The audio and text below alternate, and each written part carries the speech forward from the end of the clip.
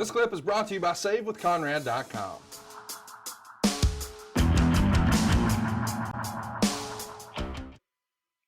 Let's get to the next one here. Rob wants to know, when did Vince sour on tag team wrestling? You've recently revealed here in the show that perhaps part of the reason that the WWF did not make tag team wrestling sort of a main event staple is the idea that there's bigger payoffs involved. You've got to pay 4 guys instead of 2, and you even freestyled if there was a manager. Now it's 5. When do you think there was a shift away from tag team wrestling? Well, they went through a time up in the WWF. I can't specifically tell you when it was. I bet you can, though, where they went through all these factions. And I was in WCW at the time. I mean, they had all these guys with 3 and 4 and 5. 97 is when you're talking about. Yeah, I remember when the factions, there was probably 5, 6, 7 of them, and they had 4 or 5 guys in a group. Yep.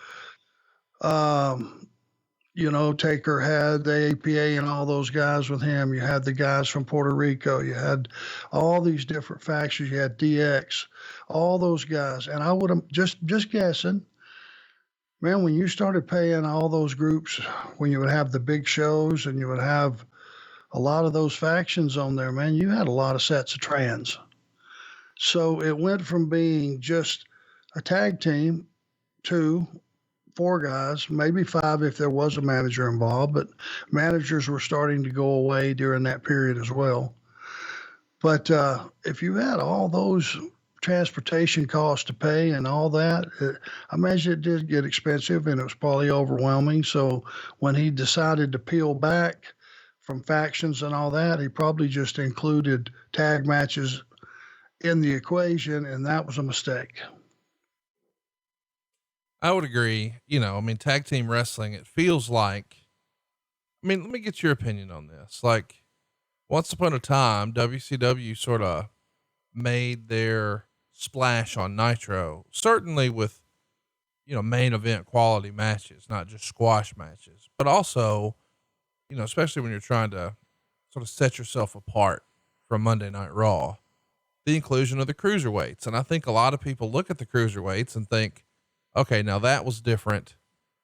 Chat me up. Do you think that maybe one of the things AEW is going to try to do is feature tag team wrestling and that be their differentiator?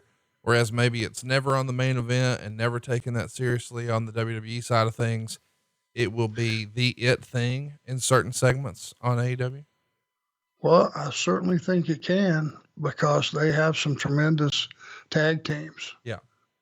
I mean, if you just looked at it all encompassing and all under, with all these guys standing in one area where you can just kind of look around the room and go, God almighty.